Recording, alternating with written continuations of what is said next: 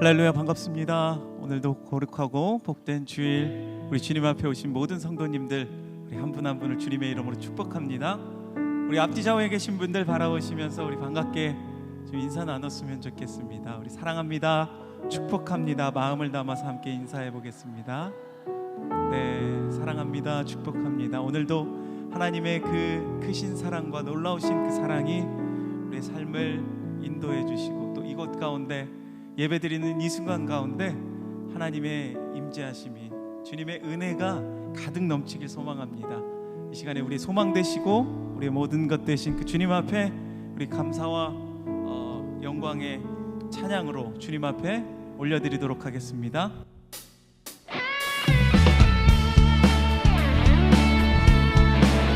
우리 함께 박수치며 주님을 찬양합시다. 오직 한 분, 예수 그리스도, 그분의 이름을 높여드리며 우리가 주님 앞에 나아갑시다.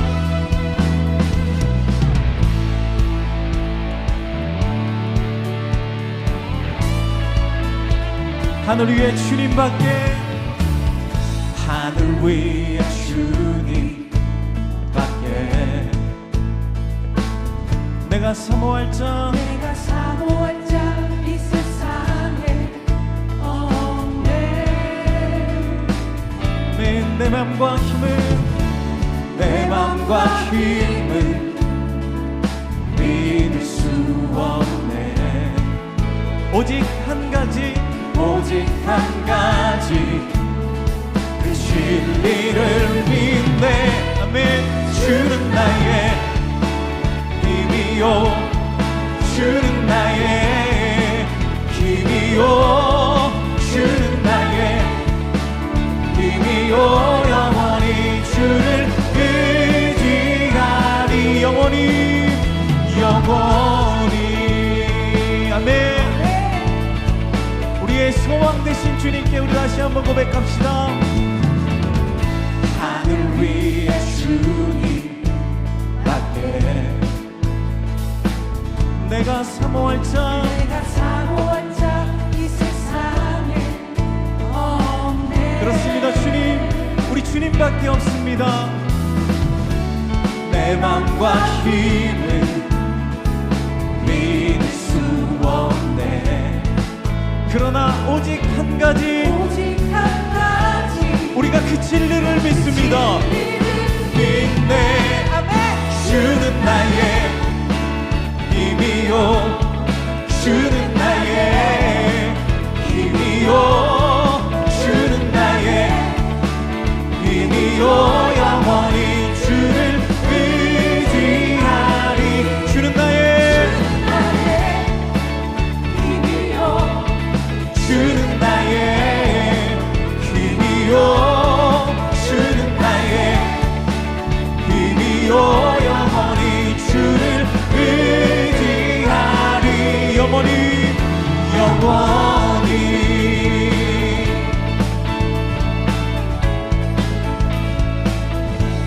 내 맘과 힘은 믿을 수 없네. 오직 한 가지 그 진리를 믿네. 주는 나의 힘이요, 주는 나의 힘이요, 주는 나의 힘이요. 영원히 주를 의지하리. 주는 나의 힘이요, 주는 나의 힘이요, 주는 나의 힘이요. 영원히 주를 의지하리. 목소리로 주는 나의 힘이요, 주는 나의 힘이요, 주는 나의 힘이요. 영원히 주를 의지하리. 한 번 더. 주는 나의 힘,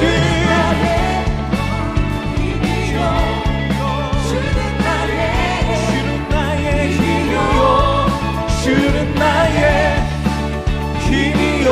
영원히 주를 의지하리.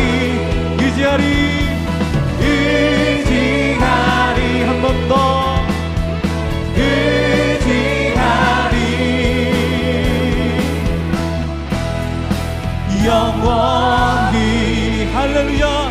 우리의 힘 되시고 우리의 영원한 소망 되신 주님께 감사와 경배의 박수 드립시다. 아멘.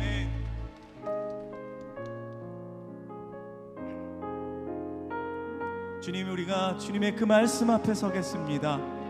믿음으로 주님 앞에 나아가겠습니다라는 마음을 함께 우리 찬양을 고백하며 나아갑시다. 말씀 앞에서 경외함으로 주께 홀로 섭니다. 생명의 말씀 읽고 순종해 주를 예배합니다. 기록된 말씀 힘이 있어서 진리로 우리 거룩해 하며 거룩한 말씀 세세 영원히 복음이 되어 말씀하시네. 하나님 말씀에 두려워 떠는 자, 그 말씀에 생명을 거는 자,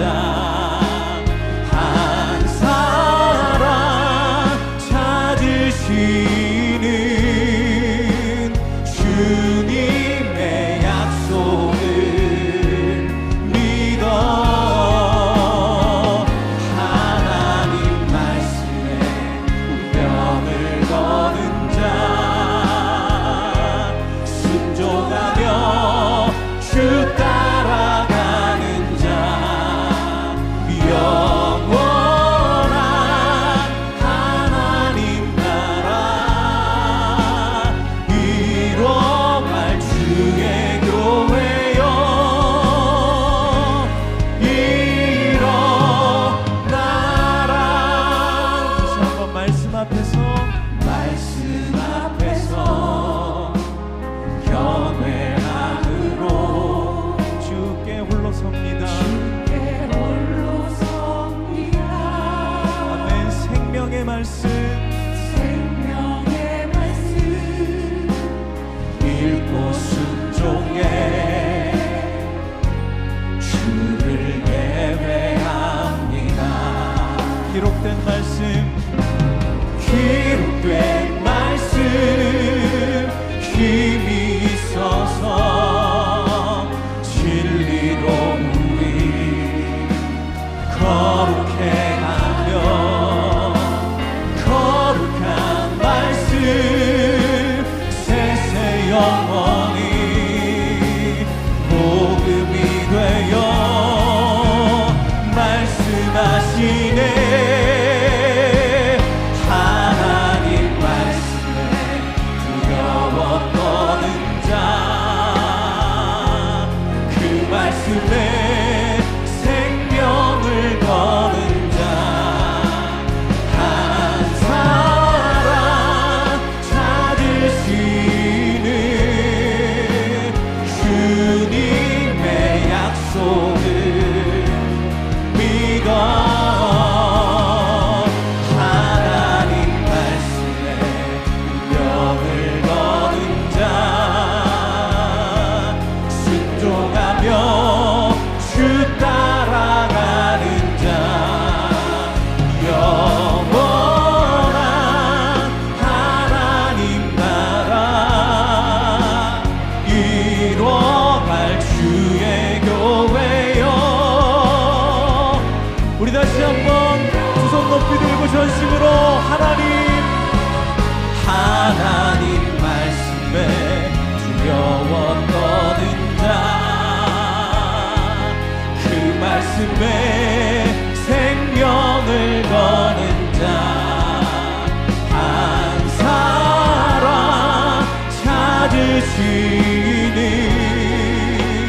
주님의 약속을 믿어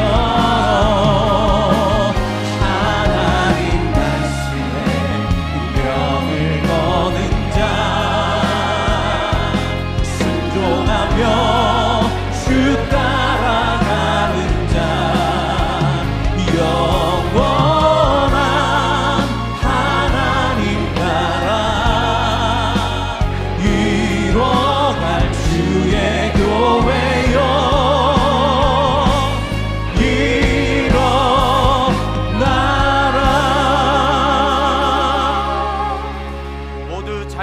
일어나셔서 찬양하심으로 주일 예배를 하나님께 드리겠습니다.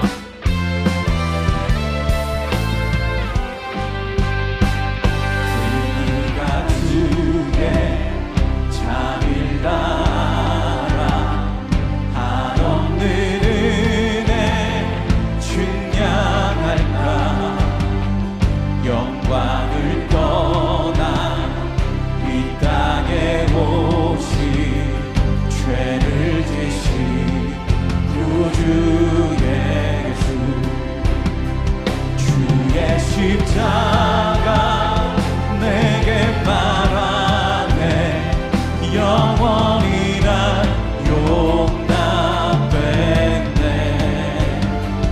아름다우신 왕 나는 주의 것, 그리스도 나의 산소망.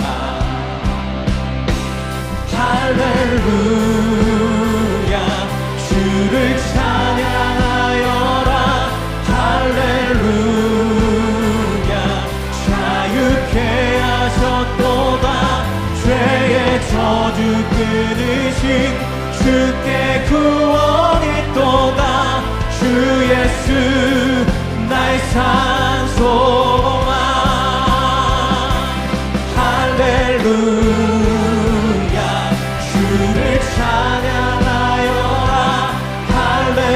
할렐루야 자유케 하셨도다. 죄의 저주 끊으신 주께 구원이 또다. 주 예수 나의 산소망. 그리스도 나의 산소망. 당신은 나의 산소망. 아멘.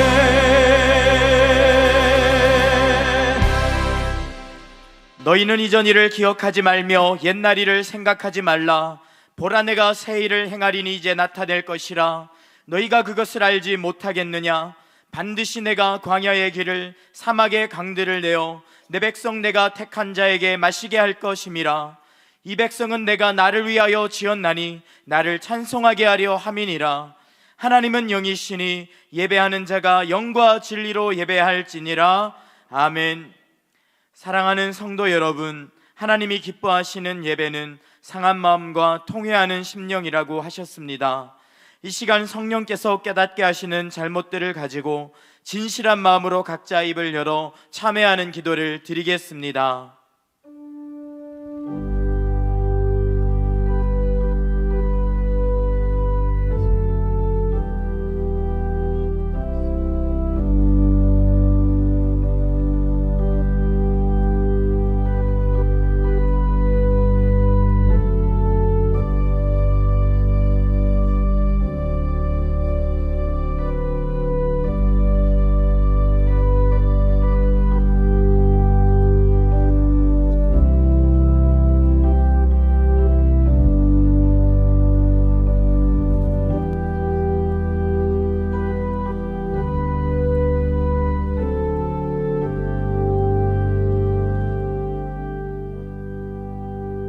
만일 우리가 우리 죄를 자백하면 그는 미쁘시고 의로우사 우리 죄를 사하시며 우리를 모든 불의에서 깨끗하게 하실 것이요.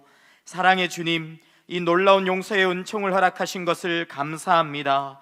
이제는 우리가 법 아래 있지 아니하고 은혜 아래 있기 때문에 더 이상 죄가 우리를 주관치 못하는 줄 믿습니다. 이 시간 우리를 다시 한번 성령으로 강건케 하시고 충만케 하여 주옵소서. 예수님의 이름으로 기도합니다. 아멘. 사도신경으로 신앙 고백 드리겠습니다. 나는 전능하신 아버지 하나님 천지의 창조주를 믿습니다.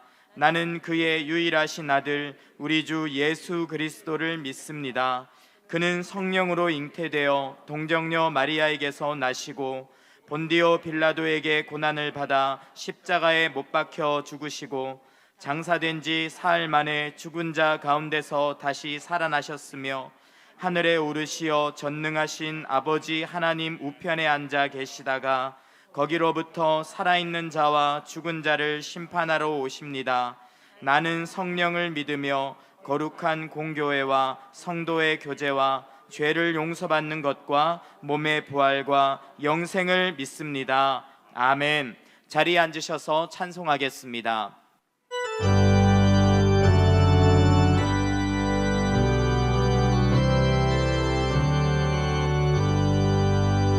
주 없이 살 수 없네 죄인의 구주여 그 귀한 몸의 피로 날 구속하소서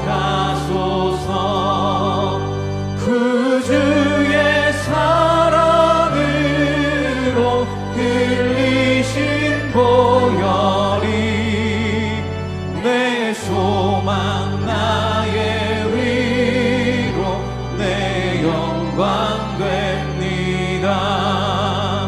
주 없이 살 수 없네 나 혼자 못 서리 힘없고 부족하며 지혜도 없도다 내 주는 나의 생명 또 나의 힘이라 주님을 의지하여 지혜를 얻으리 주 없이 살 수 없네 내 주는 아신다 내 영의 깊은 간구 마음의 소원을 주밖에 나의 마음 네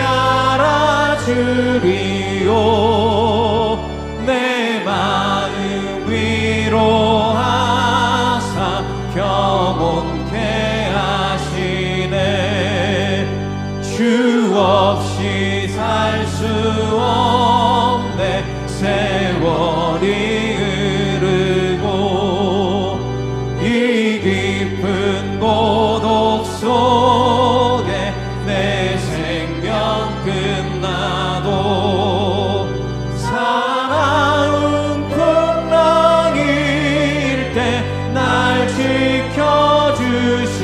지켜주시니 내 곁에 계신 주님 늘 힘이 됩니다.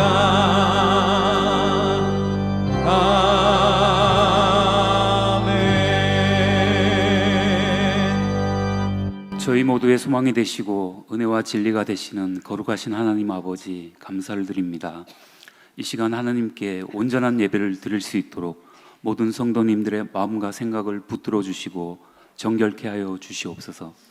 하나님의 영광이 가득하며 구원의 감격과 은혜가 충만한 복된 예배가 될 수 있도록 성령 하나님께서 함께하여 주시옵소서.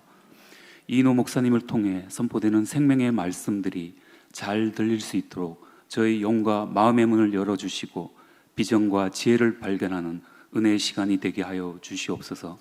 그래서 가르치고 치유하고 전파하는 주의 거룩한 공동체로 저희를 사용하여 주시고 주님 홀로 영광받아 주시옵소서. 9월 11일부터 시작되는 가을 특세에 주실 말씀을 모든 성도님들이 기대하며 기도로 잘 준비되게 하여 주시옵소서. 말씀을 전하시는 이인호 목사님께 영육간의 강건함으로 붙들어 주시고 주실 말씀을 통해 우리의 신앙과 믿음이 회복되고 성장하는 특세가 될 수 있도록 친히 인도하여 주시옵소서. 다락방과 모든 훈련들 가운데도 성도님들이 함께 할 수 있도록 사모하는 마음과 시간과 환경을 지켜주셔서 모이기 힘쓰는 저희 모두가 되게 하여 주시옵소서. 저희에게 허락하신 귀한 달란트와 재능들을 교회에 꼭 필요한 곳에 쓰임받을 수 있도록 인도하여 주시며 헌신과 충성을 통해 감사와 기쁨을 온전히 경험케 하여 주시옵소서. 세상의 제약된 문화와 가치를 따르지 않게 하여 주시고 심령이 가난한 자로 영원하신 주의 말씀만을 사모하며 말씀과 기도로 하루하루를 시작하게 하여 주시옵소서. 경제적인 문제와 건강과 불투명한 미래 등으로 신음하며 어렵고 힘든 시간을 보내고 있는 이때 더욱더 주님만을 의지하기를 소망합니다. 부르짖어 간절히 기도함으로 모든 아픔과 상처가 주님의 만지심과 사랑의 손길로 온전히 치료되고 회복되는 은혜를 누리게 하여 주시옵소서. 내년에 있을 제4차 로잔 대회를 위해서 기도를 드립니다. 모든 교회가 연합하여 역사를 주관하시는 하나님을 찬양하며 기도로 잘 준비되게 하여 주시옵소서. 다시 부흥의 불이 타오르게 하셔서 온 세계 가운데 주님의 말씀과 공의가 선포되고 주님의 통치가 온 열방 가운데 임하게 하여 주시옵소서. 영적인 대각성 운동이 일어나게 하여 주시고 기도가 살아나고 삶 가운데 그리스도의 형상이 나타나게 하여 주시옵소서. 해외 선교지에서 복음을 전파하시는 선교사님들의 안전을 지켜주시고 사역의 열매가 풍성하며 결실을 맺는 하나님의 존귀한 사역자로 쓰임받게 하여 주시옵소서. 세워주신 이 음악회를 통해 다음 세대의 귀한 일꾼들이 잘 준비되고 자라나게 하여 주시며 글로벌 리더로 세워지는 주의 거룩한 공동체가 되게 하여 주시옵소서. 이 시간도 묵묵히 섬김을 다하며 예배를 돕는 귀한 손길들을 기억하여 주시고 그 모든 지체들을 축복하여 주시옵소서. 찬양으로 영광을 올려드리는 할렐루야 찬양대 찬송을 기쁘게 받아주시옵소서. 우리를 구원하신 예수님의 거룩하신 이름으로 기도드렸습니다. 아멘.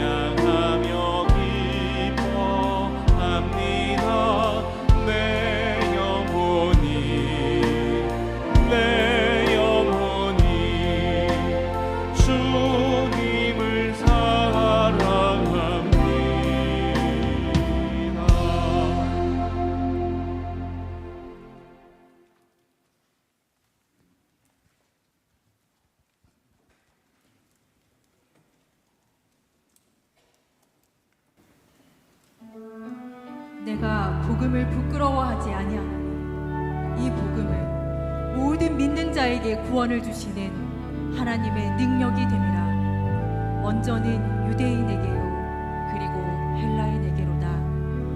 복음에는 하나님의 의가 나타나서 믿음으로 믿음에 이르게 하나니 기록된 바 오직 의인은 믿음으로 말미암아 살리라 함과 같으니라.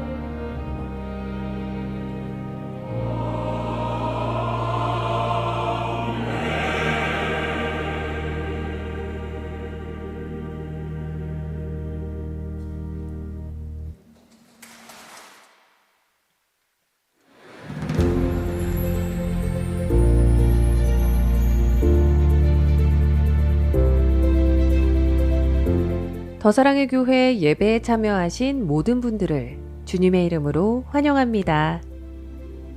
새로 오신 분은 예배가 끝난 직후 3층 새가족실에 오셔서 등록해 주시면 감사하겠습니다. 홈페이지를 통해 온라인으로도 새가족 등록을 하실 수 있습니다. 가등록 후 담당 교역자의 등록 신방을 받으시면 정식 등록교인이 됩니다. 또한 주일학교 미취학 부서는 교회 본당 1층과 지하에서, 유년부에서 고등부까지는 교회에서 100m 떨어진 이음센터에서 진행됩니다. 이음센터 1층에는 성도들이 교제할 수 있는 이음 카페와 소그룹실들이 있고 기독 대안학교인 이음학교와 상담실도 운영하고 있습니다. 홈페이지를 통해 온라인으로도 새가족 등록을 하실 수 있습니다. 또한 주일학교와 훈련, 목양, 봉사에 대한 자세한 교회 생활 안내는 홈페이지를 이용해 주시기 바랍니다. 원활한 주차를 위해서는 2부 예배는 원익캐슬, 3부 예배는 스마트 법조 주차장을 이용해 주세요. 특별히 3부에 오시는 성도님들께서 원익캐슬에 주차하시고자 하면 주차장 안에서는 교행이 되지 않기 때문에 출차하는 차량과 엉켜서 큰 혼잡을 야기합니다. 반드시 3부 예배는 스마트 법조 주차장을 이용해 주세요. 원익캐슬 주차장의 출차가 종료되면 주차 섬기미들이 입차하도록 안내드리오니 주차 섬기미들의 현장 안내에 적극 협조해 주세요. 입차 시 우리 교인임을 알 수 있도록 비상등을 켜주시면 감사하겠습니다. 오늘 새가족방 강의는 사과입니다. 오늘 드리는 비전 헌금은 이음센터를 위한 한평 헌금으로 드립니다. 다음 세대와 지역사회 섬김을 위한 비전에 성도님들의 많은 참여를 바랍니다. 2023 가을 특별 새벽 부흥회가 이기는 복음이라는 주제로 9월 11일부터 9월 23일까지 새벽 4시 50분 본당에서 2주 동안 진행됩니다. 로마서를 중심으로 이인호 목사님께서 강사로 섬겨주십니다. 은혜를 사모하며 지금부터 기도로 준비해 주시기 바랍니다. 사랑의 전도단 단원을 모집합니다. 모임은 9월 6일부터 매주 수요일 오후 12시에 진행됩니다. 은혜 가득한 예배와 아파트, 노방, 부침개, 파라솔 전도 등 다양한 방법으로 복음을 전하는 사역에 성도님들의 많은 참여를 바랍니다. 주일 차량 운행 봉사자를 모집합니다. 섬김 시간은 주일 2부 예배와 3부 예배 전후이며 자격사항은 1종 대형, 1종 보통 면허 소지자입니다. 교회 시설관리 직원을 채용합니다. 근무 형태와 주요 업무, 지원 방법 등 자세한 내용은 주보 10번 광고를 참조해 주시기 바랍니다. 주일 똑버스 이용 안내, 정기 모임 안내, 이음 카페 이용 안내, 교우 동정은 주보를 참조해 주시기 바랍니다. 목사님 안녕하세요. 연자매. 네, 책 읽고 계셨네요? 네, 좋아하는 책이라서 읽고 있었어요. 연자매 어쩐 일이에요? 저는 이제 매일 성경을 사러 잠깐 교회에 들렸습니다. 영성과 미모를 겸비한 바른 청년이네요. 네, 맞아요. 네. 저 궁금한 게 있는데 여쭤봐도 될까요? 네, 얘기해봐요. 네, 저희가 3월 달에 VIP 작정을 했잖아요. 근데 제가 그 친구가 교회 몇 번 나온 적은 있는데 어떻게 하면 복음을 잘 제시할 수 있을지 궁금해서 여쭤보려고 왔습니다. 좋은 고민이에요. 네. 이 신구약 66권 중에서 가장 복음을 잘 드러내고 있는 성경이 바로 로마서예요. 네. 그러면 로마서의 어려운 부분은 이제 책이나 유튜브 강의를 좀 찾아보면 될까요? 책이나 유튜브도 좋지만 대한민국에서 이 로마서를 가장 쉽고 명확하게 알려주시는 분이 바로 우리 이인호 목사님이십니다. 이인호 목사님의 이 믿음에서 믿음으로 이 책을 저는 너무 사랑해요. 그래가지고 밤마다 읽고 침대 베개 밑에 넣고 자요. 왜? 이 내용을 머릿속에 이렇게 넣고 싶으니까. 그런데 그 이인호 목사님께서 이번 특세 때 로마서 말씀을 또 우리에게 가르쳐 준다고 하더라고요. 타이밍 진짜 대박이네요. 대박이죠. 그러면 저도 특세 꼭 전출해가지고 믿음의 사람, 복음의 사람에 한번 돼보도록 하겠습니다. 그러면은 이번 특세 언제부터 언제까지 얼마 동안 어떤 주제로 하는지 한번 소개해 주세요. 네. 이번 특세 이기는 복음이라는 주제로 2주간 이제 9월 11일 새벽 4시 50분부터 시작됩니다. 더사랑의 모든 성도님들 함께 나오셔서 복음으로 다시 한번 무장하는 시간 될 수 있기를 원합니다. 우리 그럼 그날에 만나요. 안녕. 할렐루야. 예배 자리에 나오신 우리 성도님들을 환영합니다. 옆에 분들과 인사로 교제 나누겠습니다. 사랑합니다. 축복합니다. 사랑합니다. 축복합니다. 주일 예배에 처음 오신 분들을 기쁨으로 환영합니다. 등록하시거나 안내받기 원하시는 분들은 예배 후 3층 새가족 등록실로 오시면 필요한 도움과 안내를 받으실 수 있습니다.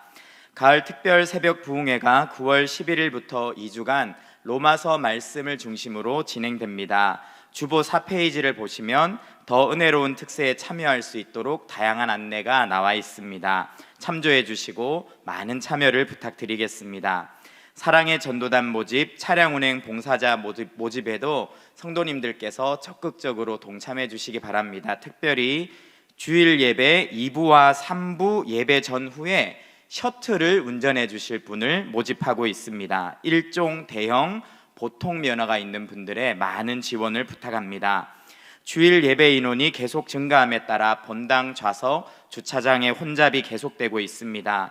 교회 인근에 거주하시는 분들은 가급적 도보나 대중교통을 이용해 주시기를 정중히 부탁드리겠습니다. 특별히 광교 1, 2동에 사시는 분들은 똑버스 아시죠? 똑버스 타고 오시면 참 편합니다. 그래서 많이 여유가 있는 또 예배가 되었으면 좋겠고요.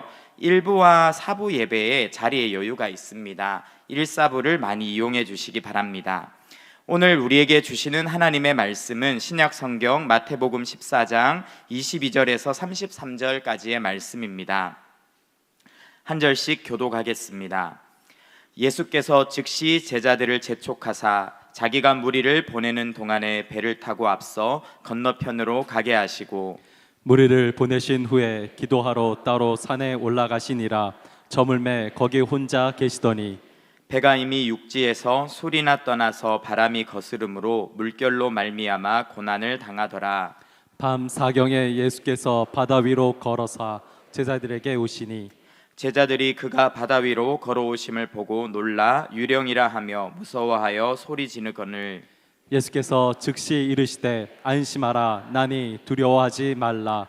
베드로가 대답하여 이르되 주여 만일 주님이시거든 나를 명하사 물 위로 오라 하소서 하니 오라 하시니 베드로가 배에서 내려 물 위로 걸어서 예수께로 가되 바람을 보고 무서워 빠져가는지라 소리질러 이르되 주여 나를 구원하소서 하니 예수께서 즉시 손을 내밀어 그를 붙잡으시며 이르시되 믿음이 작은 자여 왜 의심하였느냐 하시고 배에 함께 오름에 바람이 그치는지라 배에 있는 사람들이 예수께 절하며 이르되 진실로 하나님의 아들이로소이다 하더라.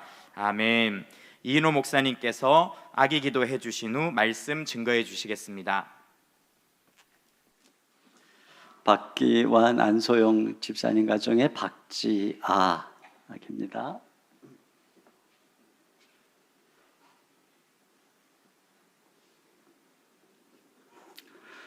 기도하겠습니다. 하나님 아버지 감사합니다. 믿음의 가정에 선물로 주신 박지아 이 아이를 주님께 올려드립니다. 주님 품에 안으시고 안수하시고 축복해 주옵소서. 성령으로 충만케 하셔서 어려서부터 성령으로 감동되어 예수님처럼 하나님과 사람 앞에 사랑스럽고 존귀케 하시며 키가 자라고 지혜가 자라게 하옵소서. 인생의 걸음 가운데 만남에 복을 주시고 걸음이 형통케 하옵소서. 어둠의 권세 사고의 질병이 틈못하게 역사해 주옵소서.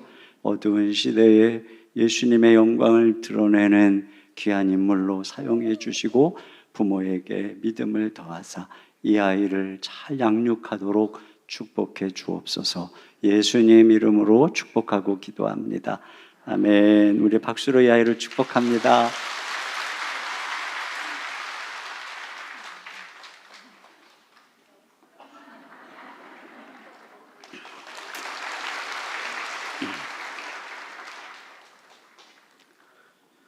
네, 감사합니다.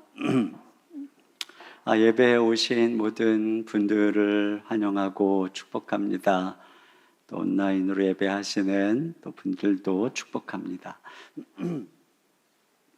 저는 여러분의 배려 덕분에 7, 8월에 설교를 쉬면서 또 여러모로 또 쉼의 시간, 또 말씀 앞에 또 나아가는 시간을 가질 수 있었어요. 그래도 제가 주일에 다른 데서 특별히 사역이 있지 않고서는 항상 일부 예배에 나오고 또 금요 기도에도 나오고 그랬더니 어느 권사님이 저를 발견하고 왜 나왔냐고 그러더라고요. 그러면서 하시는 말씀이 목사님 안 나와도 교회 잘 돌아가니까 나오지 말라고. 그래서 엄청 눈치 보이더라고요.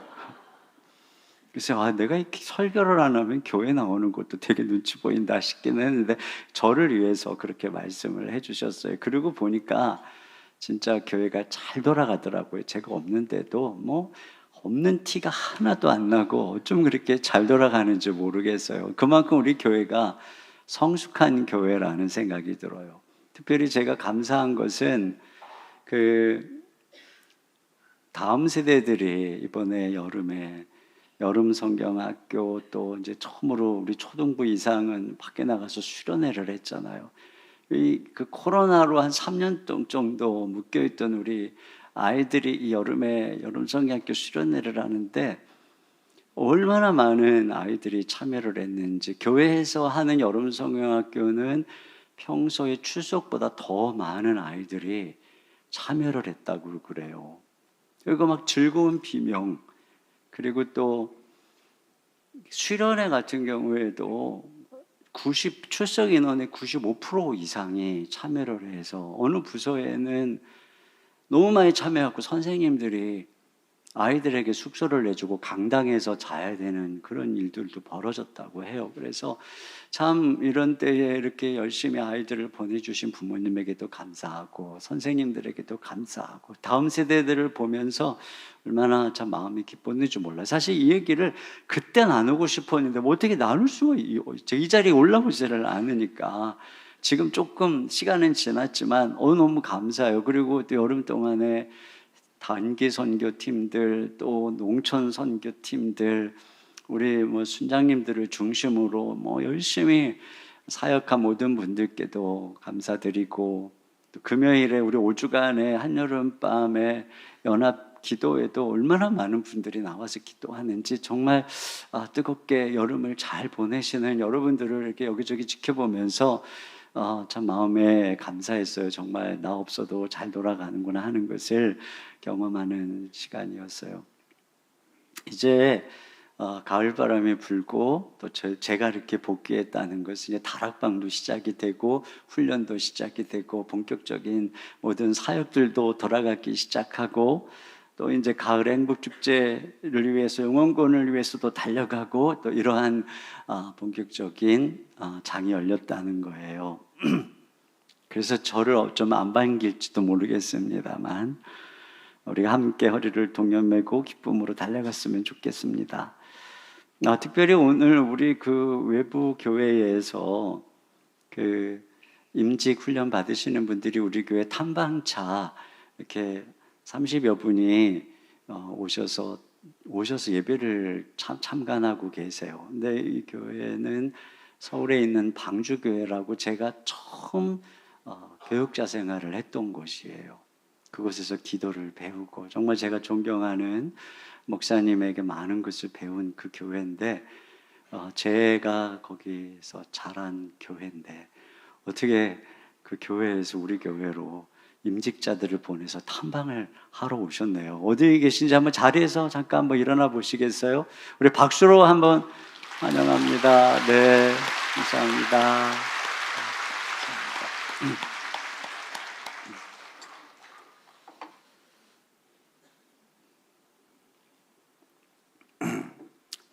오늘 말씀은 우리가 아주 잘 아는 말씀인데 한쪽에서는 당기고 한쪽에서는 뿌리치는 내용이 나와요. 당기는 사람들은 누구냐면 예수님의 이 바로 앞에 오병이어 기적이 나오는데 예수님의 오병이어의 기적을 경험한 많은 무리들입니다.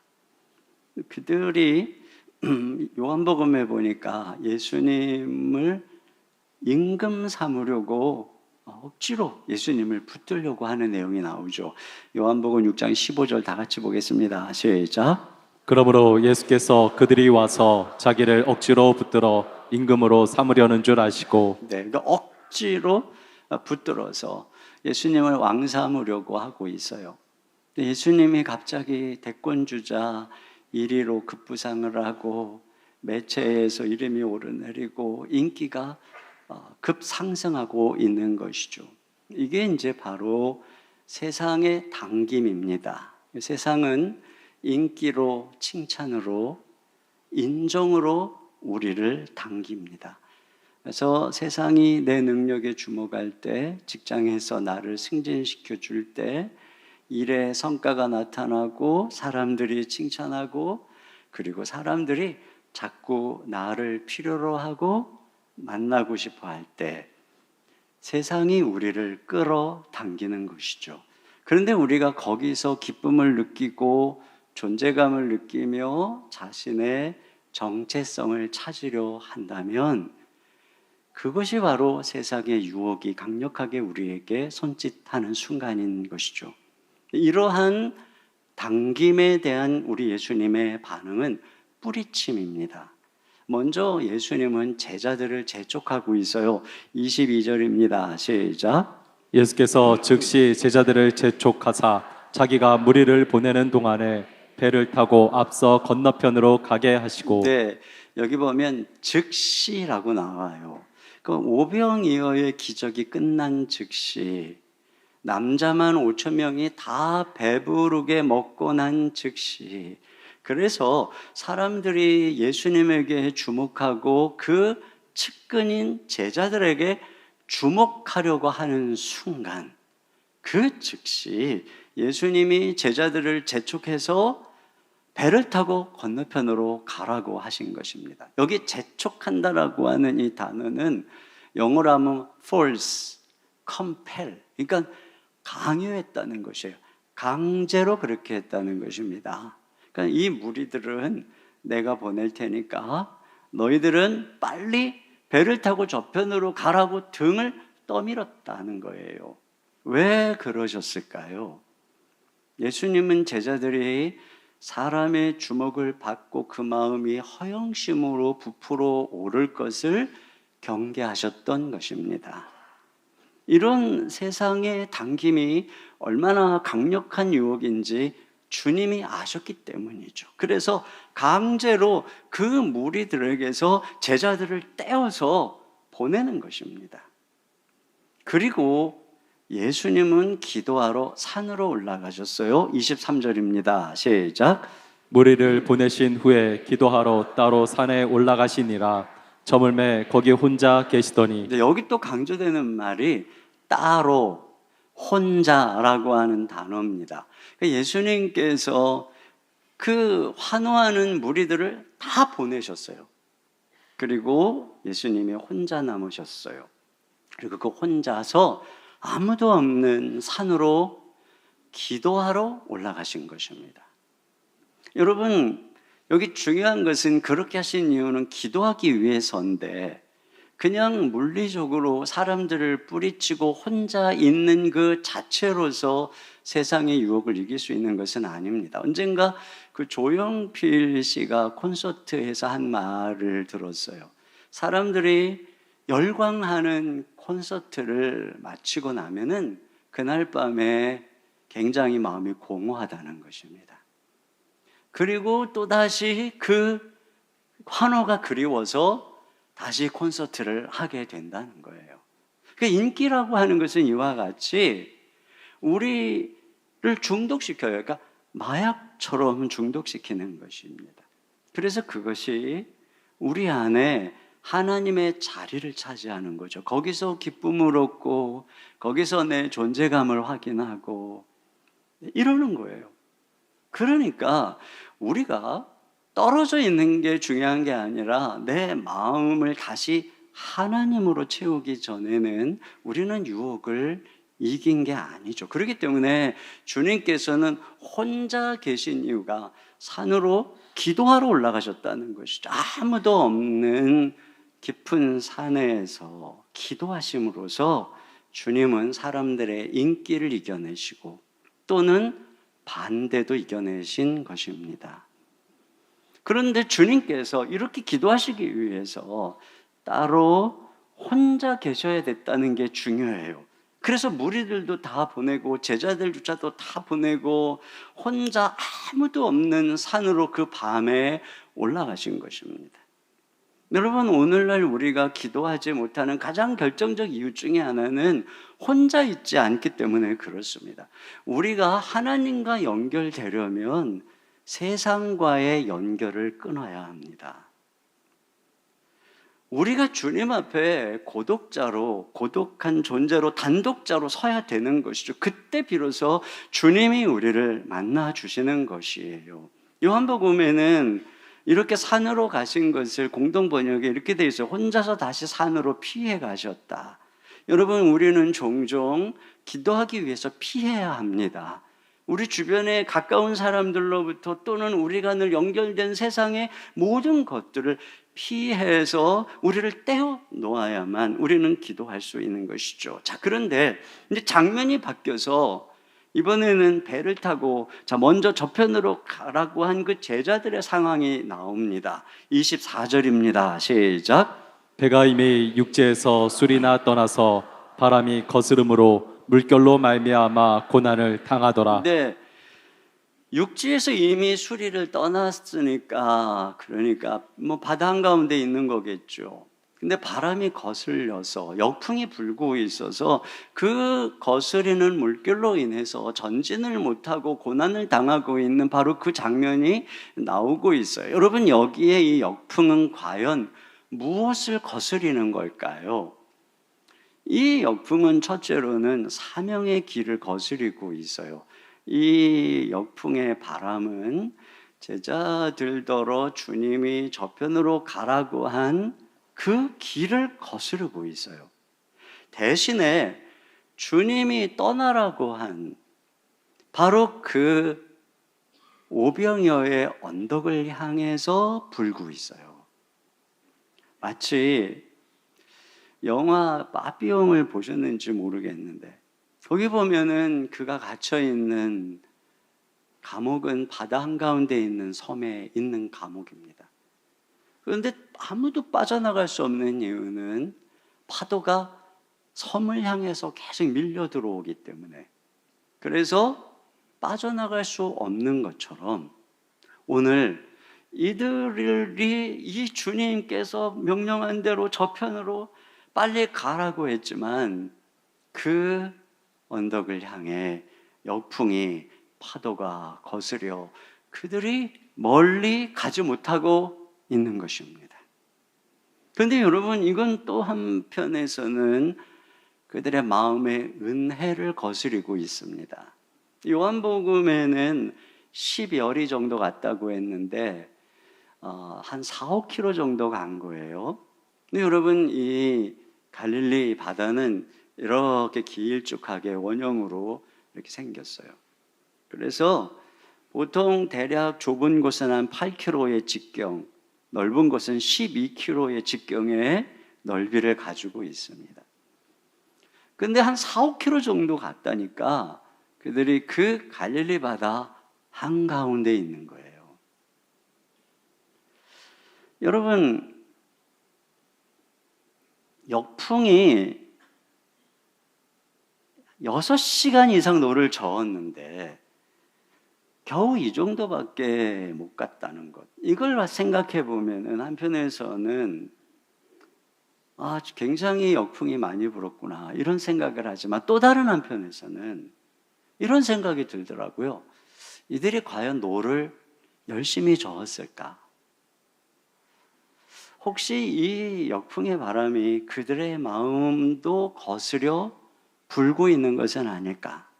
마치 놀이동산에서 엄마의 손에 이끌려 집에 가는 아이의 마음이 거기에 있는 것처럼 제자들의 마음에는 바로 오병이어의 그 놀라운 그 명예 세상의 영광을 위해서 바람이 불고 있는 것은 아닐까?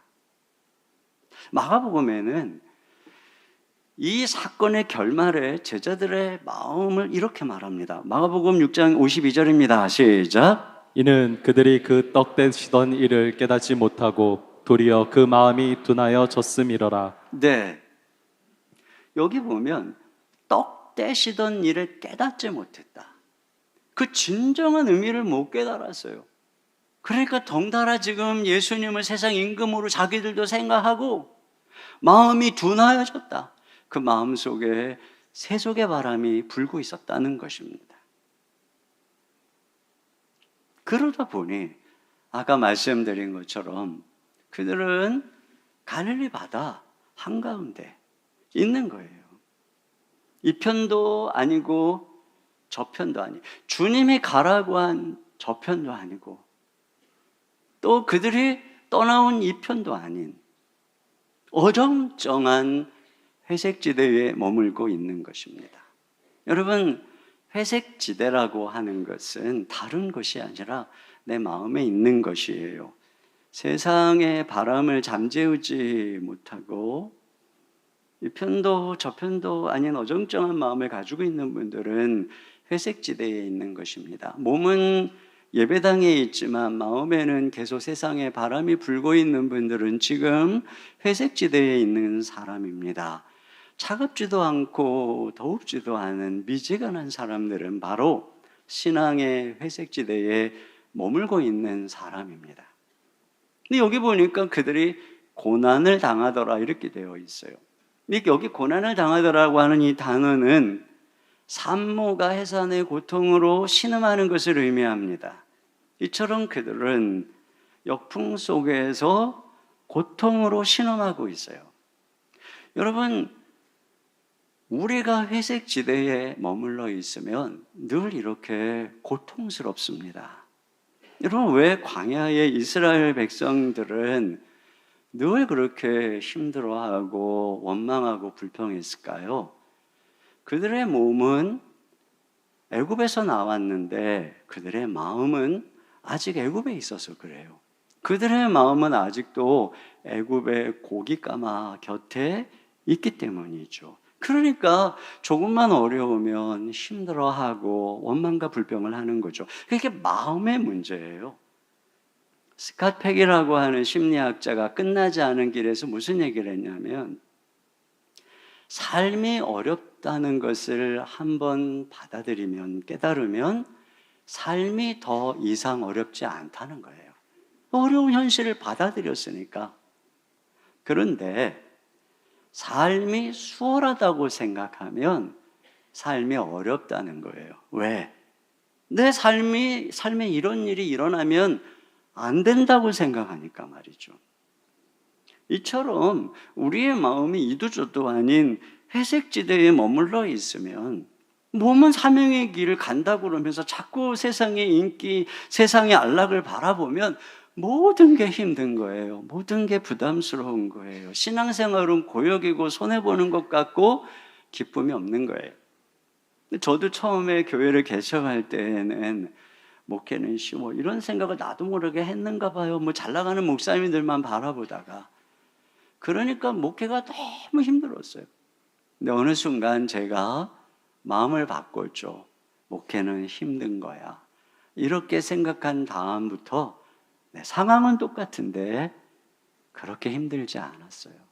왜? 힘든 상황을 제가 받아들이기로 결정했기 때문이죠. 우리는 회색지대를 안전지대라고 생각합니다. 그러나 여러분, 정작 신자가 고난을 당하는 곳은 회색지대입니다. 야곱이 그의 딸 디나가 겁탈을 당하고 아들들이 생엠에 그 할례 받은 사람들을 다 죽이는 이런 죄를 범하게 된 곳이 어디입니까? 야곱이 바단 아람에서 가나안으로 돌아와 아버지 집에까지 가지 않고 겨우 가나안 땅 들어와서 세겜이라고 하는 회색지대에 머물 때 이런 끔찍한 고난이 찾아온 것입니다.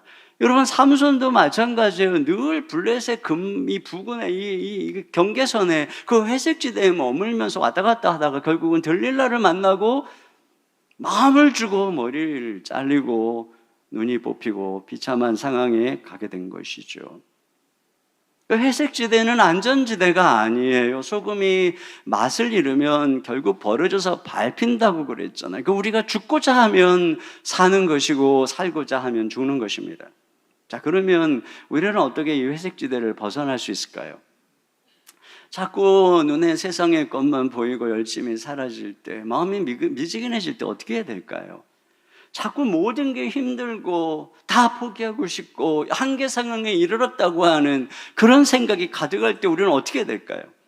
오늘 본문에는 바로 그 문제를 해결하는 사건이 나오는데, 그것이 바로 예수님이 무리를 걸어서 그들에게 다가오시는 엄청난 기적입니다.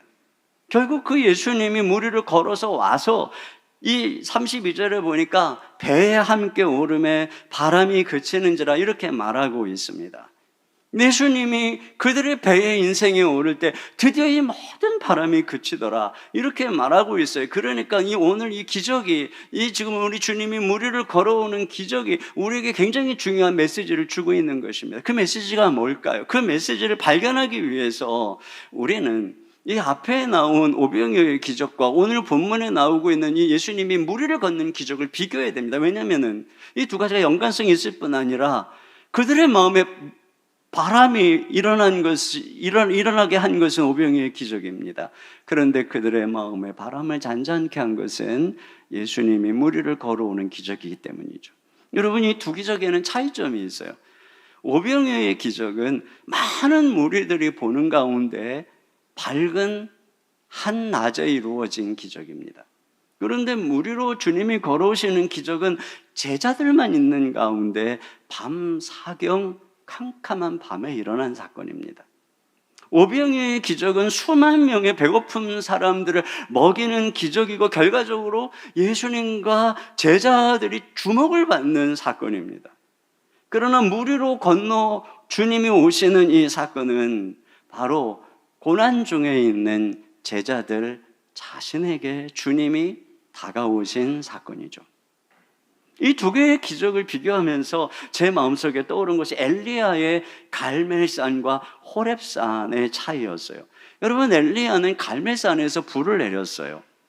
바알과 아세라 선지자 850명을 불러다 놓고 이스라엘 모든 백성들을 모이게 하고, 자, 불을 내리는 자, 그가 진짜 하나님이고 또 그가 진짜 하나님의 선지자다. 그래서 거기서 엘리야는 불을 내림으로 모든 사람들 가운데 선지자로 등극하는 사건입니다. 그리고 이것으로 인해서 하나님은 드디어 이제 그동안 막혔던 이 하늘을 여시고 비를 내려주시게 되었어요. 엘리야가 기도할 때 비가 내렸고 그는 성령의 능력으로 힘있게 빗속을 달려가는 내용이 나오죠. 그러나 그 불도 그 비도 하나님 자신이 아니었어요. 그렇기 때문에 이세벨의 매몰찬 한마디에 그는 로뎀나무 아래서 쓰러져서 죽기를 구합니다. 그 엘리야를 다시 일으키고 회복시킨 것은 호렙산입니다. 그 호렙산에 이르렀을 때 하나님이 불 가운데도 바람 가운데도 지진 가운데도 계시지 않았고 그 뒤에 세미한 음성으로 하나님이 자신을 계시하셨습니다. 바로 하나님 자신을 만난 거죠. 거기서 하나님의 어떤 일이 아니라 하나님 자신의 임재를 경험한 것입니다. 그것이, 그리고 그분과의 교제가, 그분의 말씀이 그를 다시 일으켜 세우죠. 오병이어의 기적이 갈멜산에 불을 내리는 기적과 비슷하다면 오늘 물 위를 걸어오시는 이 기적은 호렙산의 모습과 비슷합니다. 여러분, 여기 예수님이 이 물 위로 걸어오시는 이 사건에 대해서 마가복음 6장 48절에 보면은 이런 기록이 있어요. 이상한 기록인데요. 저희에게 오사 지나가려고 하시매. 근데 여러분, 이 신학자들은 이 표현에 대해서 뭐라 그러냐면은 이것이 구약의 하나님이 자신의 임재를 나타내실 때 사용하던 표현이라는 거예요. 그래서 실제로 호렙산에서 엘리야에게 하나님이 자신의 임재를 나타내실 때 이 표현을 씁니다. 열왕기상 19장 11절입니다. 시작. 여호와께서 이르시되 너는 나가서 여호와 앞에서 산에 서라 하시더니 여호와께서 지나가시는데 네. 또 같은 이 호렙산 시내산에서 모세가 하나님의 임재를 경험할 때도 마찬가지입니다.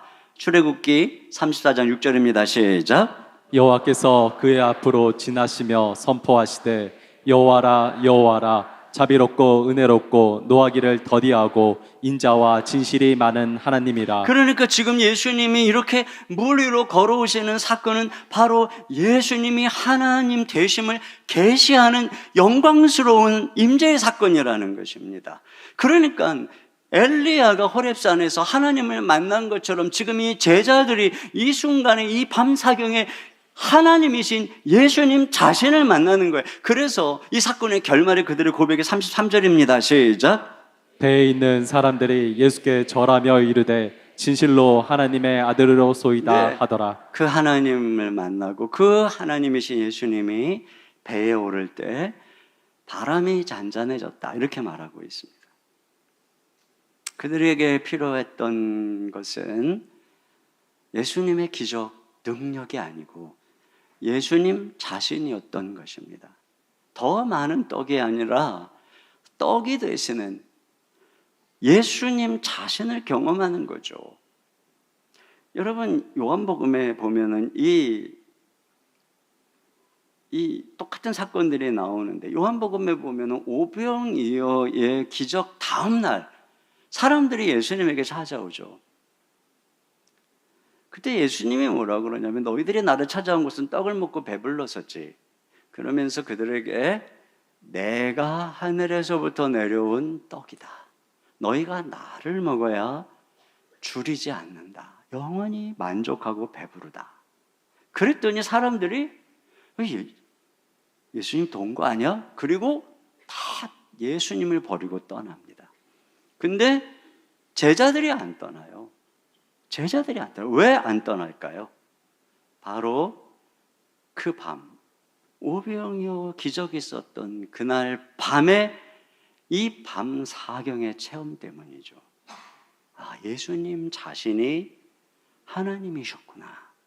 자기 인생의 곤경에 처한 밤 사경에 그에게 내가 도저히 불가능할 것 같은 그 환란의 풍랑의 바다 위를 넘어 나에게 찾아오신 예수님, 모든 풍랑을 잔잔케 해주신 예수님, 그 예수님에 대해 체험, 하나님이신 예수님을 나의 하나님으로 만난 체험, 이게 그들을 지켜준 거예요.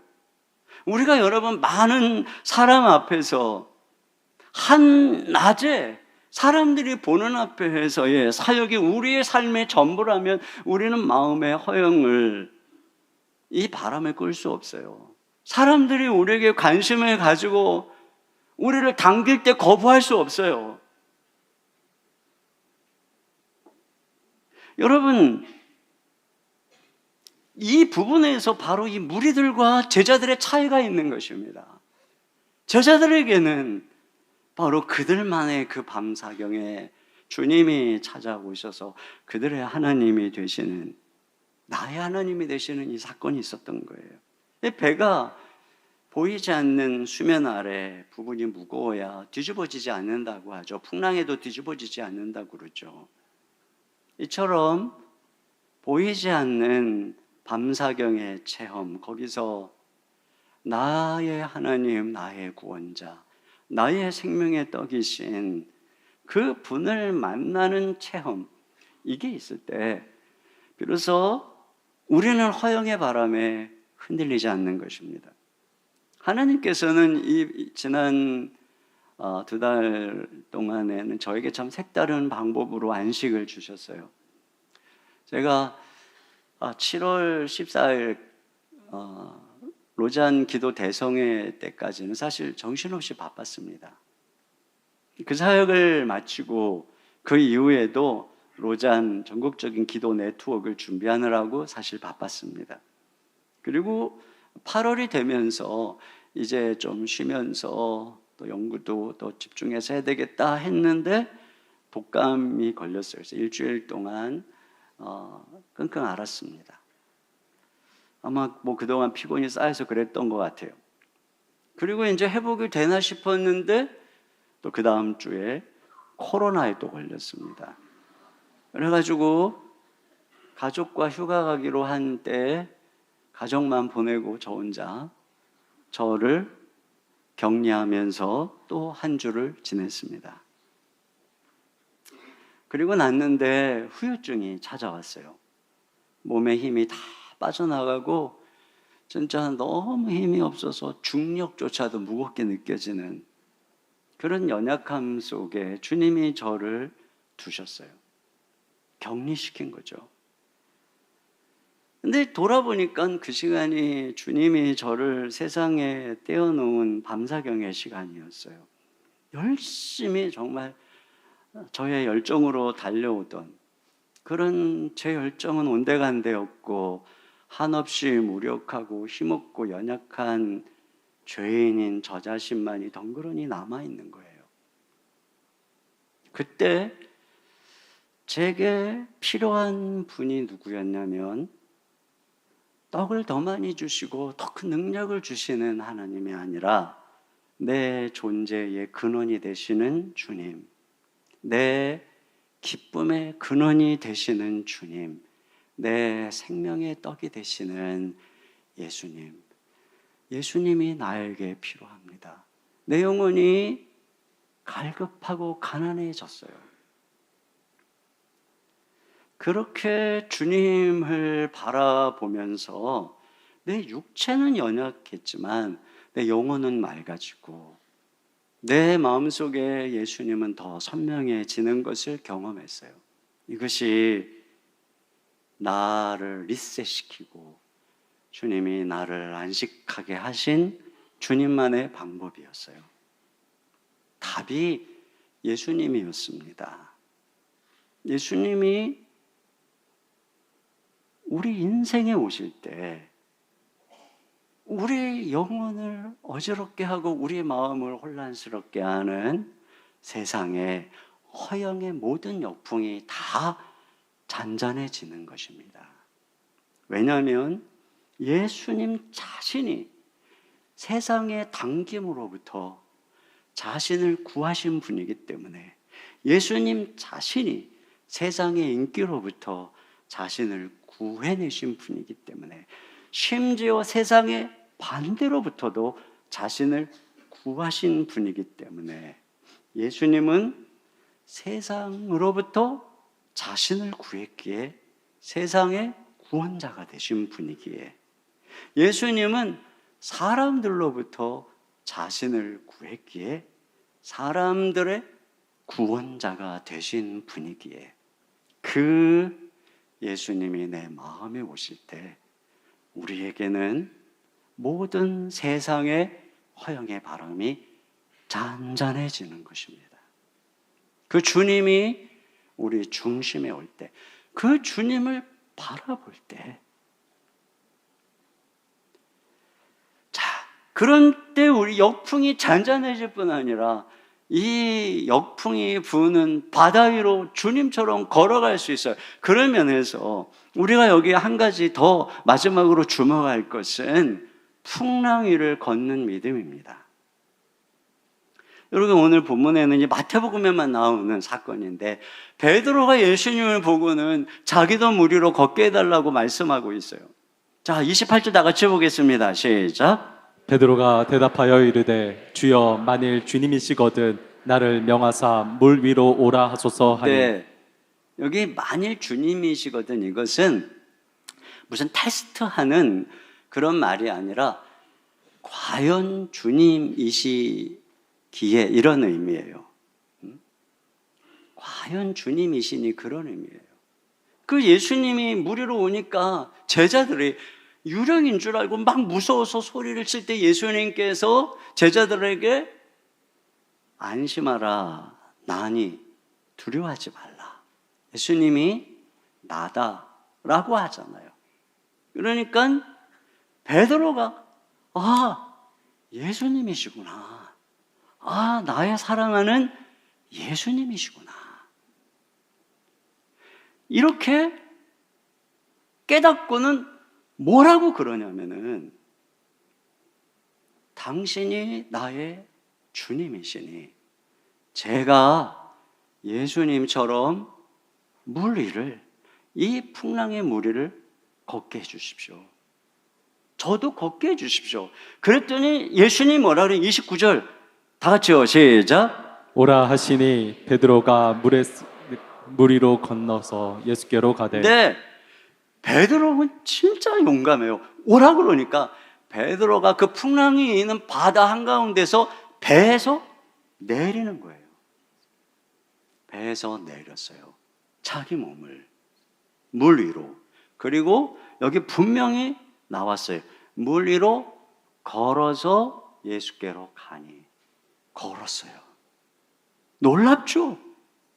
조금 전까지 막 힘들어가지고 낑낑거리면서 막 그 한계 속에서 신음하던 베드로 아닙니까? 그런데 뭐가 베드로를 이렇게 바꿨을까요? 그가 하나님이신 예수님을 만난 거예요. 거기서부터 나의 주님이 이런 분이시구나. 그 주님, 자기에게 찾아오신 그 예수님을 바라보면서부터, 그 분을 만나면서부터, 그러니까 우리의 열망과 우리의 힘은 다른 어디서 오는 게 아니에요. 그 예수님 자신에게서부터 오는 것입니다. 그러니까 우리가 예수님을 알아야 돼요. 예수님을 발견해야 돼. 재발견해야 되는 것입니다. 점점점 그분을 더 깊이 알아갈 때 거기서부터 내 힘이, 거기서부터 열정이 흘러나오게 되는 것이에요. 자, 그런데 베드로가 그렇게 몇 발자국을 가다가 어떻게 됐느냐? 물에 빠졌어요. 그 이유가 뭐냐? 30절입니다. 시작. 바람을 보고 무서워 빠져가는지라 소리질러 이르되 주여 나를 구원하소서 하니. 네, 바람을 보고 무서워했다는 거예요. 그가 예수님만 바라보고 갈 때는 정말 그분이 예수님이시구나, 나의 주님이구나, 그분 정말 은혜 충만해가지고 주님만 바라보고 갈 때는 걸었어요. 그런데 걷다 보니까 바람이 불었어요. 바람이 부니 파도가 치죠. 파도가 아마도 그의 옷을 적셨을지도 몰라. 그 순간 주님을 바라보던 시선이 바람 파도를 보는 순간 무서움이 찾아오고 빠지기 시작한 것입니다. 그때 주님께 주님 저 좀 살려주세요 했더니 주님이 그의 손을 잡아서 그를 구해 주시면서 뭐라고 그러시냐? 31절입니다. 시작. 예수께서 즉시 손을 내밀어 그를 붙잡으시며 이르시되 믿음이 작은 자야 왜 의심하였느냐 하시고. 믿음이 작은 자여 왜 의심하였느냐는 것입니다. 베드로의 문제는 믿음이 없는 게 아니에요. 믿음이 있으니까 그는 실제로 배에서 내렸고 정말 몇 걸음이라도 걸었어요. 그런데 믿음이 작았어요. 믿음이 작다는 건 무슨 의미인가요? 계속해서 그에게 다가오는 파도에도 불구하고 두려워하지 않고 주님만 바라볼 힘이 없는 거예요. 지속할 능력이 없는 거예요. 문제 속에서도 주님을 계속해서 바라보면서 그 바다 위를 걸어갈 그 믿음이 없는 거예요. 한순간 믿음으로는 걸어가지만 내 인생에 다가오는 문제 속에서 믿음은 온데간데 없고 두려워하는 것이죠. 이걸 향해서 주님이 믿음이 작다는 겁니다. 이게 문제라는 거예요. 여러분, 그러면 우리는 어떻게 이 풍랑에는 바다 위를 걸어갈 믿음을 가질 수 있을까요? 오늘 예수님이 그걸 친히 보여주시는 거예요. 오늘 본문의 초두에 예수님이 산으로 혼자 가셔서 밤새 기도하시는 이 장면을 언급한 이유가 여기에 있는 것이죠. 이것이 바로 오늘 예수님의 기적의 배경이라는 것입니다. 우리는 생각하기를 예수님은 하나님이시니까 뭐 무리를 걸으셨겠지. 근데 청교도의 대석학인 존 오웬이 이런 얘기를 했어요. 그리스도는 성령의 능력을 통해서 기적을 행사했지 자신이 가진 신성한 능력으로부터 기적을 행하지 않으셨다. 예수님이 하나님이시기 때문에 그 신성의 능력으로 그러신 것이 아니라는 것이죠. 그것이 아니라 예수님은 철저히 그 신성을 자신의 인성 안에 감추신 거예요. 그리고 오히려 주님은 그 안에 계시는 성령님의 능력을 통해서 그 성령의 능력으로 성령께서 예수님 안에 신성이 이 순간 나타나게 해주신 거란 말이에요. 예수님은 그런 면에서 베드로와 아니 우리와 똑같은 3차원의 몸을 입으신 분이에요. 그렇기 때문에 예수님도 물에 빠지면 죽으시는 생명을 갖고 계세요. 그리고 정말 예수님은 십자가에서 왜 찔리고 그러셨을 때 운명하셨어요. 그렇기 때문에 실제로 예수님도 물 위로 걷는 것이 두려울 수밖에 없는 존재입니다. 그런데 어떻게 예수님께서는 이 바람과 파도가 치는 바다 위를 무려 10리나 걸어서 제자들에게 걸어오실 수 있었을까? 그 이유에 대해서 오늘 성경이 예수님은 밤새 산에 가서 기도하셨다. 그 성령의 능력을 의지하셨다는 것입니다. 결국은 비결이 기도에 있다는 거예요. 휴마틴이라고 한번 이런 얘기를 했어요. 예수님은 하나님께 절대적으로 의존해야 하는 허약한 위치로 자신을 낮췄다. 하늘로부터 주어지지 않고는 아무것도 받을 수 없는, 주님께 기도하지 않고는 아무것도 받을 수 없는 위치로 자신을 낮추셨다. 주님은 기도의 율법 아래에서 태어났다. 이거죠. 그러니까 예수님께서 우리랑 동일한 인간으로 자신을 낮추어 이 땅에 오셨기 때문에 예수님이 기도하지 않고는 아무것도 할 수 없었다는 것입니다. 예수님의 생애는 그런 면에서 늘 기도하는 생애였고, 주님이 기도할 때 성령의 권능과 능력이 함께해서 결국은 이 구원자로서의 주님의 사명을 감당할 수 있었다는 거예요. 그러니까 여러분, 우리가 나는 다른 사람하고는 다르게 뭐가 이게 부족하고 저게 부족하기 때문에 사명을 감당할 수 없어. 여러분, 이렇게 말하면 안 되는 것입니다. 우리가 무슨 남다른 재능을 가지고 태어나고 남다른 무슨 학력을 가지고 남다르게 똑똑하고 남다르게 건강하고 우리가 그러기 때문에 주님으로 이 사명의 쓰임을 받는 게 아니에요. 이런 인간적 조건이 사역의 차이를 만들어내는 것이 아니라는 것입니다. 오히려 우리 주 예수님이 그리하셨던 것처럼 우리 자신의 조체가 얼마나 연약한 존재인지를 깨닫고 주님 앞에 나아가서 그분을 바라보고 그분께 기도할 때 비로소 우리의 약함 속에 하나님의 강함이 함께하는 거죠. 우리는 바로 그것으로 사역하는 거예요. 그러니까 차이는 하나밖에 없어요. 저 사람은 가정이 평안해서 우리는 안 그래, 이런 거 없어요. 차이는 하나밖에 없어요. 기도인 것입니다. 오늘 베드로와 예수님의 차이는 여기에 있어요. 아니, 예수님과 제자들의 차이는 여기에 있어요. 그 차이를 극명하게 보여준 게 겟세마네 동산이에요. 거기서조차 가장 기도하기 어려웠던 순간에도 예수님은 기도하지만 제자들은 잠을 자죠. 결국은 십자가 앞에서 주님은 그 길을 가시지만 베드로는 3번 부인하고 제자들은 다 도망가는 것입니다. 차이는 한 가지뿐이에요. 기도의 차이뿐입니다. 결론입니다. 여러분, 예수님께서 이렇게 기도하러 가시는 것에 대해서 요한복음에 이 말씀이 있어요. 요한복음 15절에 다시 혼자 산으로 떠나가시니라. 이 떠나가시니라고 하는 이 단어가 한편에서는 피해갔다라고 하는 의미도 있지만 또 다른 의미의 어떤 의미를 갖고 있냐면 리턴이라고 하는 의미, 리턴. 예수님이 산으로 떠나가신 것을 뭐라고 말하는 거냐면 산으로 예수님이 원래 가셔야 할 자리로 돌아가셨다는 것입니다. 거기가 어떤 자리입니까? 기도의 자리죠. 주님이 돌아가야 되는 그분의 자리, 그게 기도의 자리예요. 여기 다시 산으로 그러죠. 다시 산으로 떠나가셔. 다시. 주님의 습관이라는 것입니다. 여러분, 아이들이 집에 나갔다가 돌아오죠. 다음날 또다시 돌아오죠. 이렇게 다시 습관적으로 리턴하는 주님의 홈, 거기가 어딜까요? 바로 기도하는 자리, 하나님 아버지를 만나는 자리, 그 하나님 아버지의 얼굴을 바라보며 그분의 영광을 구하고 그분과 교제하는 자리, 거기가 주님의 홈이었어요. 주님이 돌아가셔야 될 자리였어요. 여러분, 우리가 돌아가야 될 자리가 어디일까요?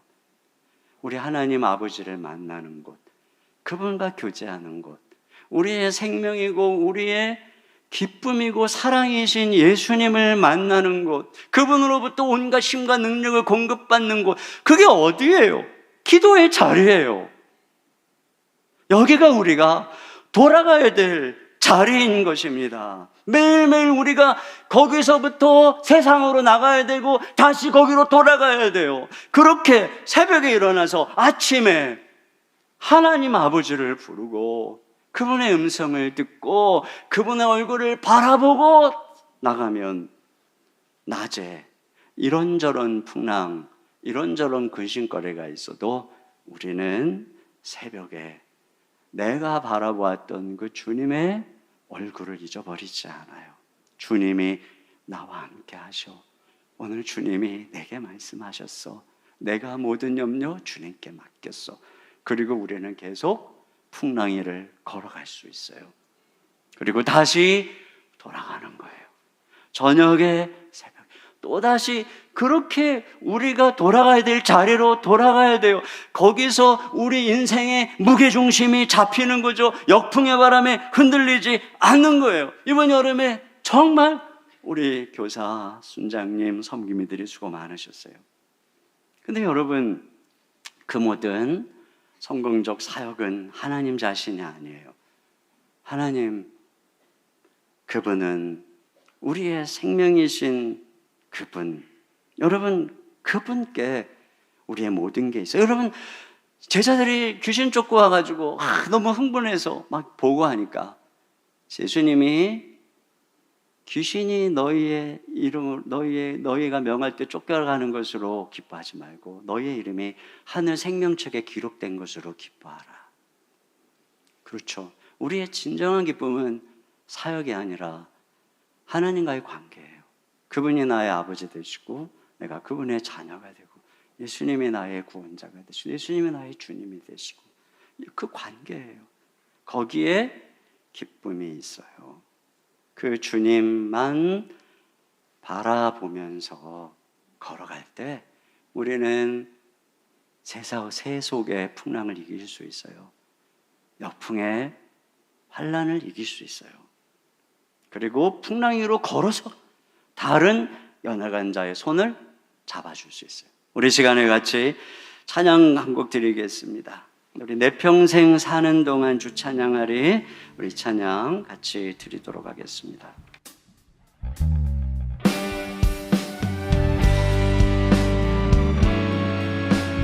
이 시간 우리 주님만 사모하고 주님만 소망하면서 함께 찬양하겠습니다.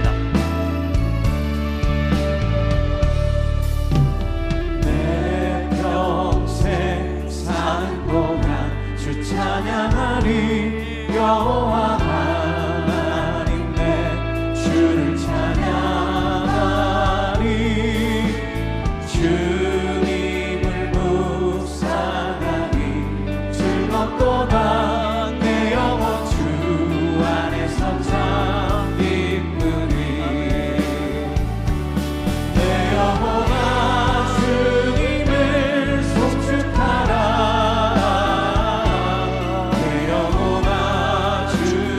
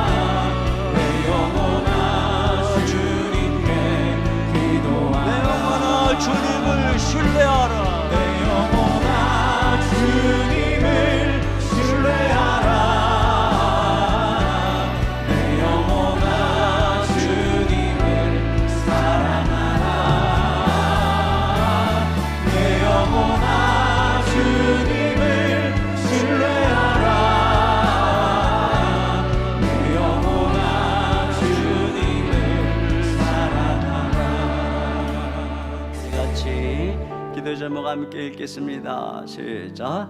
주님, 회색 지대에 남아있는 나의 신앙을 회개합니다. 세상에 당김을 뿌리치며 주의 십자가의 길을 따라가게 하소서. 주님, 내 인생을 거스르는 역풍이 불어올 때 오직 예수님 한 분만 바라보며 주님을 더 알고 더 사랑하게 하소서. 기도의 본을 보여주신 예수님처럼 우리도 기도의 자리로 돌아가게 하소서. 기도 가운데 성령의 능력으로 무리를 걷게 하소서. 제가 기도합니다. 하나님 아버지, 우리 마음에는 종종 세상의 바람이 붑니다. 주님이 가라고 하신 그 길로 부지런히 가지 못하고 회색지대에서 어정쩡하게 고난 가운데 탄식할 때가 얼마나 많은지요. 오직 그 무리를 걸어오시는 우리 주 예수님, 나의 생명이 되시고 떡이 되시는 예수님만이 이 모든 허영의 바람을 잔잔케 하시는 줄 믿습니다. 우리의 눈을 열어 예수님을 보게 하옵소서. 우리의 눈을 열어 예수님의 영광을 보는 눈을 열어 주시옵소서. 예수님만 사랑하게 도와 주시옵소서. 날마다 예수님을 알아가게 하여 주시옵소서. 주님, 이 풍랑이 부는 바다 위 믿음으로 걸어가기 원합니다. 우리 주님이 하셨던 것처럼 그리하려면 우리도 기도하는 것 외에는 아무 방법이 없는 줄 고백합니다. 우리도 예수님처럼 따로 혼자 산으로 나아가기 원합니다. 거기가 우리가 돌아가야 될 자리인 줄 믿습니다. 주님, 우리가 그렇게 기도하며 나아갈 때 우리에게 성령의 은혜와 권능을 주시고 무리를 걸으며 방황하고 있는 많은 영혼들을 구하는 사명자의 인생을 살아가게 하여 주시옵소서. 이 시간 주님께 귀한 예물을 드립니다. 준비한 예물을 주 앞에 올려드립니다. 하나님 아버지, 10의 1조 주일헌금 감사 구제 선교 한평헌금을 주님 앞에 드립니다. 이 예물과 더불어 우리의 삶을, 우리의 마음을 주님께 드립니다. 주님, 모든 것 주님이 취하시옵소서. 주님의 영광의 도구로 사용하여 주시옵소서. 사랑하는 성도들의 삶의 일터에 은혜와 복을 주사 저들의 삶에 일어나는 풍랑을 잔잔케 하시며 우리 주님의 능력의 손으로 저들의 이 환난의 바다 위로 건너가 그 모든 문제를 해결하여 주시옵소서. 경제적으로 막힌 문을 열어 주시옵소서. 육신의 질병을 고쳐 주시옵소서. 방황하는 자녀들, 연약한 자녀들을 만져주시고 회복시켜 주시옵소서. 가정에 하나님의 평강으로 함께하여 주시옵소서. 우리 주 예수님의 이름으로 기도하옵나이다. 아멘. 우리 하나님께 준비하신 헌금을 드리겠습니다.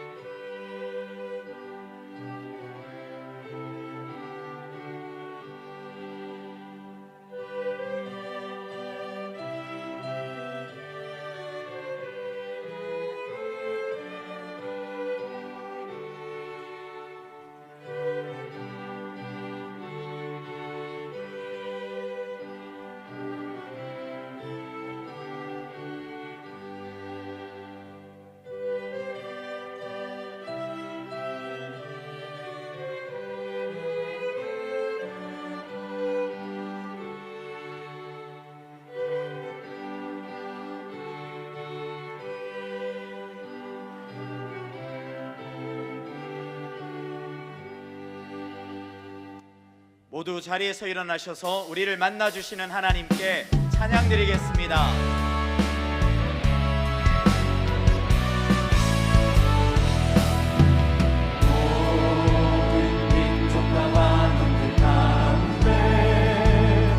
수많은 주 백성 모였네.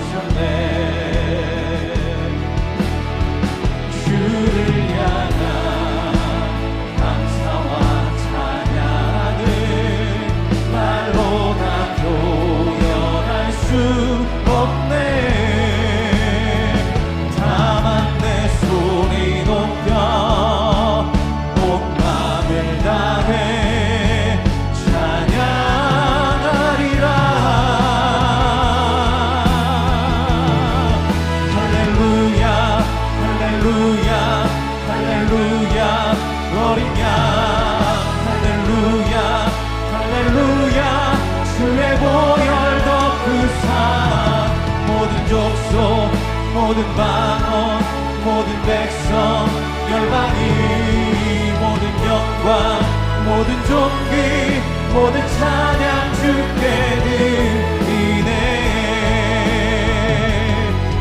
모든 찬양 주께 드리네 아멘.